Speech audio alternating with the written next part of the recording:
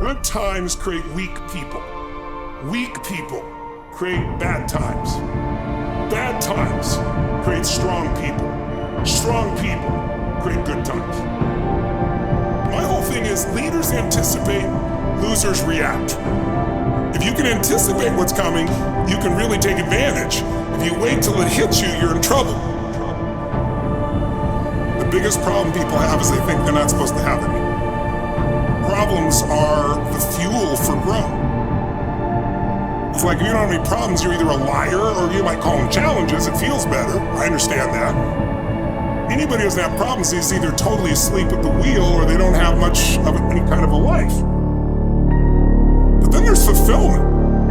And fulfillment is living what you're made for. Is it a lack of confidence? No, it's a lack of mission. I like winning. I like being the best at what I do, so I'm not going to settle for less than that. Why would I? Michael Jordan making 1,000 shots before you take a break.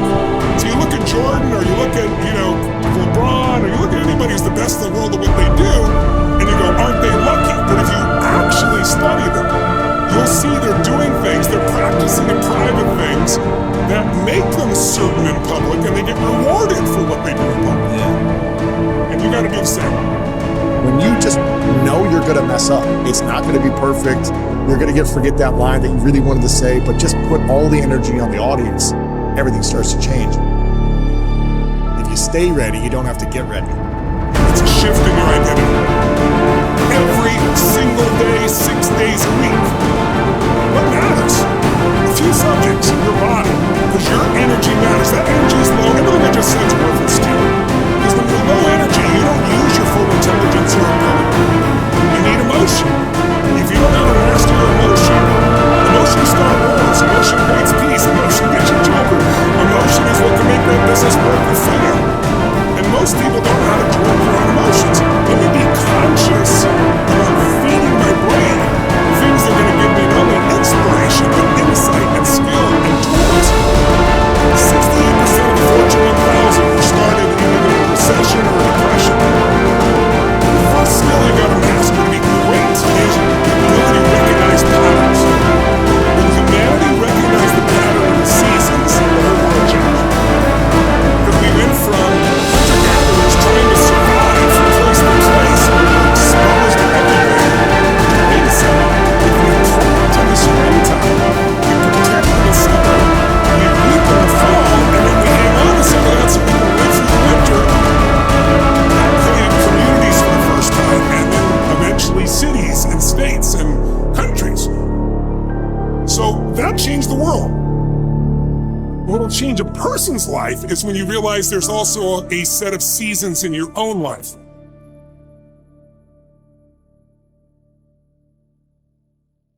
And so think of it this way, 0 to 21 is springtime. Things are easy to grow in springtime. You don't have to do that much. Growing as a kid happens naturally. But overall, life is supporting you. It's sending you, teaching you, sharing with you. Now, when you get from 21 to 41 or 22 to 42, whatever range you want to talk about, you now are in the real world. And now you go test what you learned in your springtime. So you start to learn, test, figure out what's real. And it's an important stage of life. 42, 43 to 62, 63 is the power of your life. If you worked hard in the spring and the summer and you put yourself out there and you planted, it's a reaping time. It's a time when you really become a leader. And then if you're lucky, you go from 63 to 83 and maybe 83 to 103, and you have an extended final season of your life where you get to be the mentor, you get to share. You get to make a difference. And maybe towards the end of your life, people look out for you again after you looked out for everybody else. That's kind of the cycle of life. What if you're born in 1910? World War I ends, the world looks like it's a great place, new technology, cars, radio, and then what happens? An explosion of abundance, the roaring 20s. And so you're a kid, you're 14, 15 years old, and you're like, I can't wait to get a car, to go But what happened when that person hit the next stage of life at 19, 20, 21 years old? As they came of age, it's 1929.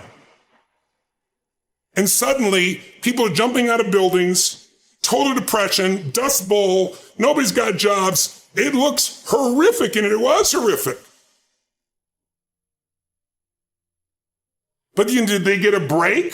No, when they turned 29, it's 1939. It looked like the whole world was going to end. Hitler was sweeping across Europe, bombing London. It literally looked like the world as we know it was over. This is what gives me great optimism for everyone watching here. Winter's not forever. No pandemic lives forever. Everything changes and everything ends. And the good news about winter is it's always followed by springtime. What follows the night? The daytime. What a cool way to set it up if you were God or the universe. The first thing I do every single morning is I go in freezing cold water. And when you jump in, it never feels good to go in, but getting out, you feel incredible. But I do it for a different reason. I do it to train my brain to say, when I say now, it means now. When I say go, we go. I don't stand there because it's cold and go maybe in a minute when I'm ready. But I always do it because I've trained my brain. This is how we work. And if you train your brain to do that every single day, then it'll do it on the more difficult and important things in life. But the essence of it is I change my body radically and I do 3 things to make sure that my brain is primed. And what I mean by primed is most people think their thoughts are their thoughts, Lewis, and you and I know better. Most people just don't understand that you are being primed all the time. And unless you prime yourself, you're going to be primed by the environment. So I want to take control of my brain. So I do 3 quick things. 1, I take 3 minutes of those 10 minutes after I've changed my body, and I focus on 3 different events in my life that I'm grateful for. I usually pick 2 big ones and 1 small one. It could be as simple as a smile on my daughter's face, and it changes your biochemistry. Then real fast, I do this 3-minute process that's kind of like a blessing, and then 3 minutes, the last 3 minutes are called 3 to Thrive, where I focus on 3 things I want to accomplish, but instead of thinking I want to accomplish, I see, feel, and experience it as done. I feel grateful, I celebrate it, and it trains your brain. So in 10 minutes, I'm done. 3rd thing that I'll do, I immediately send a message or a text or an audio message to somebody as a sincere compliment. And I don't go, dude, great job, or wow, you're cool.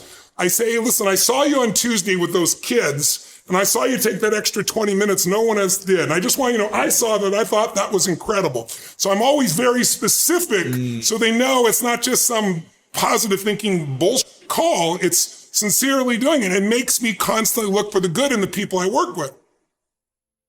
4th thing I do is whatever I don't want to do, the most challenging part of the day. What's a story we all love? It's the comeback story.